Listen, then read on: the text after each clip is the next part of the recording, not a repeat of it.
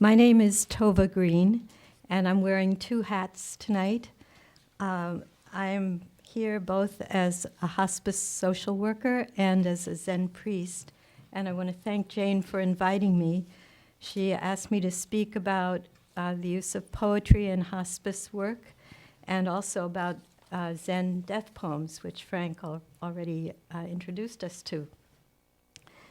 And I also want to thank you, Frank, because you may not know it, but it's because of you that I became a volunteer at Zen Hospice Project and later returned to the field of social work as a hospice social worker. So great thanks to you. So just briefly about myself, as I said, I started my hospice training at Laguna Honda. I didn't say that, but at Laguna Honda Hospice after the training through Zen Hospice Project. And after a year of volunteering, I became a volunteer coordinator working with Eric Pochet, who was a wonderful mentor. And then I decided I wanted to work directly with patients and family members rather than with volunteers. And I worked at Hospice by the Bay, visiting patients at home, and part of an interdisciplinary team. It's the same kind of team that Dr. Pantilat spoke about in palliative care, where there's a social worker, a nurse, social worker, chaplain, volunteers, and home health aides, all visiting the same patient or family and working together in a very supportive way. So, and the other little autobiographical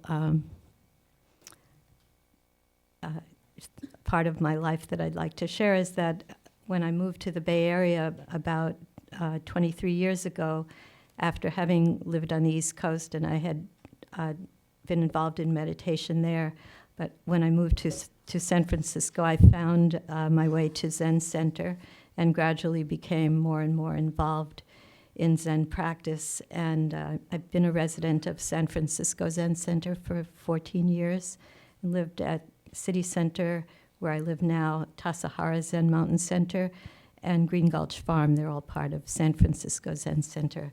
And I was ordained as a priest 11 years ago. When I leave, I was living at Zen Center during my years as a hospice social worker. And when I left for work, I would carry in my bag, along with my computer and the list of social work resources, a book of poetry. And I didn't always take it out, but when I was with a patient or family who indicated a love for poetry, or when I thought a poem could be comforting or helpful, I would share a poem. I wanted to tell two different experiences with poetry and hospice work. The first was when I was volunteering at Laguna Honda Hospice, and there was a woman named Betty at the end bed of the ward, and her wall was full of photographs. There were many photographs of flowers, and she spoke very warmly of her mother, who'd been a gardener. She loved poems about flowers and nature, and each week I would bring a poem, read it out loud, and then we'd talk about it.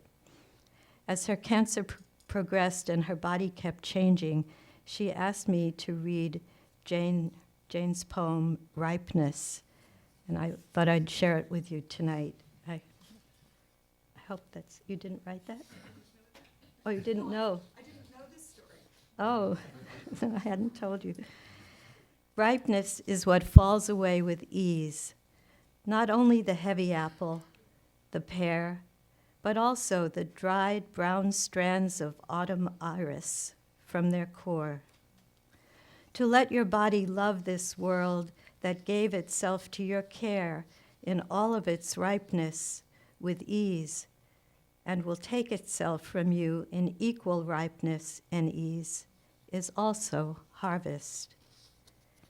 And however sharply you are tested, this sorrow, that great love, it too will leave on that clean knife. So I read that poem to her many times as she became weaker and eventually died. But, you know, hearing is the last sense to go. So I was able to read that poem to her when she could no longer speak. A patient, I'll tell another story. A patient I'll call Loretta, whom I visited at Coming Home Hospice, had written many haiku, and a volunteer compiled them into 2 small chapbooks. And one of the things Loretta liked the most was to read her poems aloud to me when I visited her. And she never tired of hearing her poems or reading her poems. When she could no longer read them herself because she was losing her vision, I read them aloud to her. Many of the poems were about loss and would be entryways to conversations about her feelings, about her increasing limitations. And I found one as I was preparing for this talk. Gossamer seed floats on a magic carpet wind to new planting ground.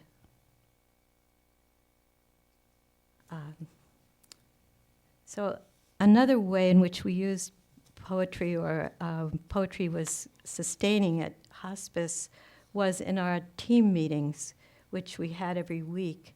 And at each team meeting, often either the chaplain or the bereavement counselor would read a poem. This was really helpful because in my not quite 3 years at Hospice by the Bay, 266 of my patients died. And that was a lot of loss, because with each patient I also lost the family that I had gotten to know, or the group of friends. And that was true for all of us on the team. So each week we would talk about the patients that had died that week. And the poem that the chaplain shared was would precede the discussion we had about the patients we had lost. And one that I found especially comforting was Mary Oliver's poem in Blackwater Woods. And you may be familiar with the poem. I'll just read the very end. To live in this world, you must be able to do 3 things: to love what is mortal, to hold it against your bones, knowing your own life depends on it, and when the time comes to let it go, to let it go. And that being part of a team was so helpful in that letting go process, and knowing that the other members of the team also would share the memory of that person or family that we came to love. So I'd like to talk a little about death poems. At Zen Center, on the way to the meditation hall, the Zendo, there's an instrument called a han, and it's a wooden board that is sounded before each period of meditation and calls us to the Zendo. And on it, there's what I think of as a death poem. It says, "Great is the matter of birth and death. Life is fleeting, gone, gone. Awake, awake, each one. Don't waste this life." So that poem reminds us of the inevitability of death and the precious, transient nature of our lives, and that admonition, don't waste your life. And I feel very fortunate. I realized when I was a hospice social worker that I was older than many of my patients who had died.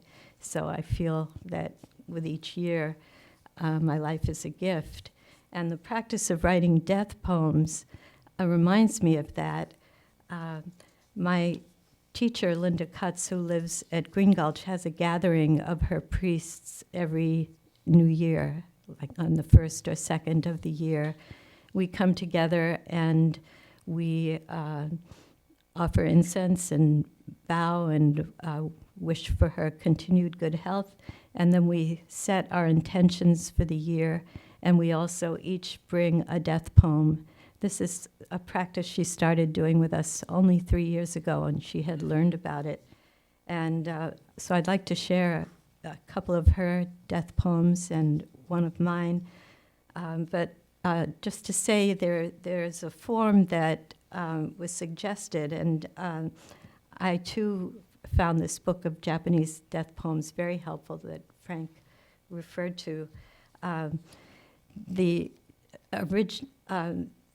The original form of a death poem was 4 lines, and each with 4 syllables. And there's some explanation of Japanese poems in this book that's really helpful. Many early Japanese poems were 5 lines, and then the haiku later with 3 lines, and a lot is said in a very few words.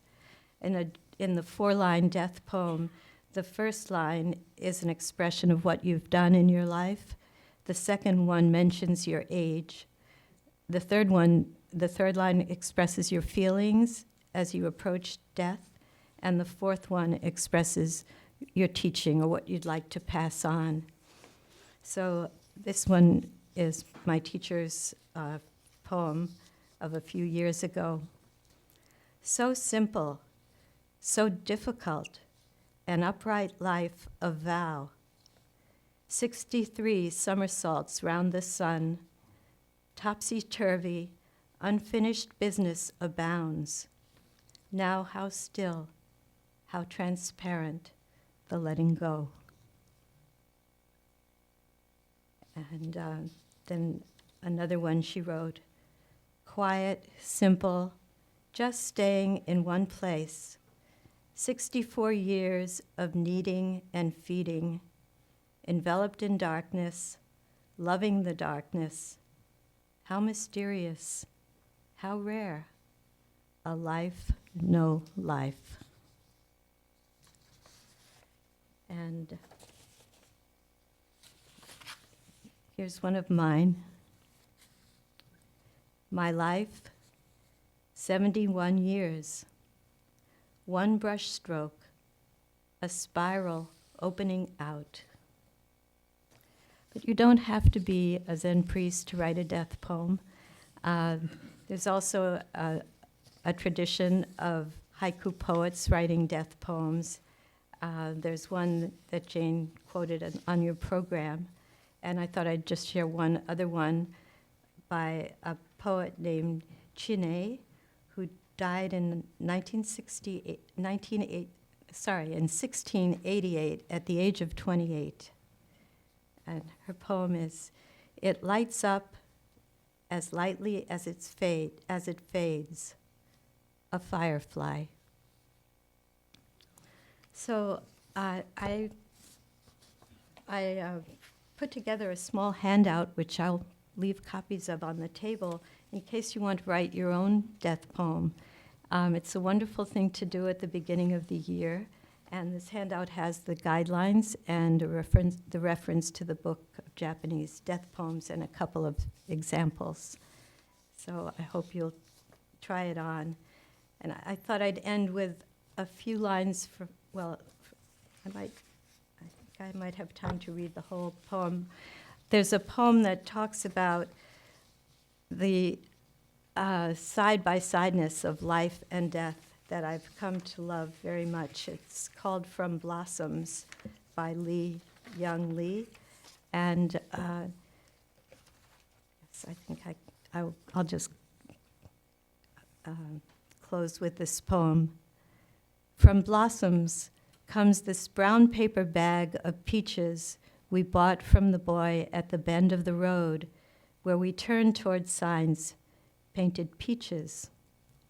From laden boughs, from hands, from sweet fellowship in the bins, comes nectar at the roadside, succulent peaches we devour, dusty skins and all. Comes the familiar dust of summer, dust we eat. Oh, to take what we love inside, to carry within us an orchard, to eat not only the skin, but the shade, not only the sugar, but the days, to hold the fruit in our hands, adore it, then bite into the round jubilance of peach. There are days we live as if death were nowhere in the background, from joy to joy to joy, from wing to wing, from blossom to impossible blossom, to sweet, impossible blossom. Thank you very much.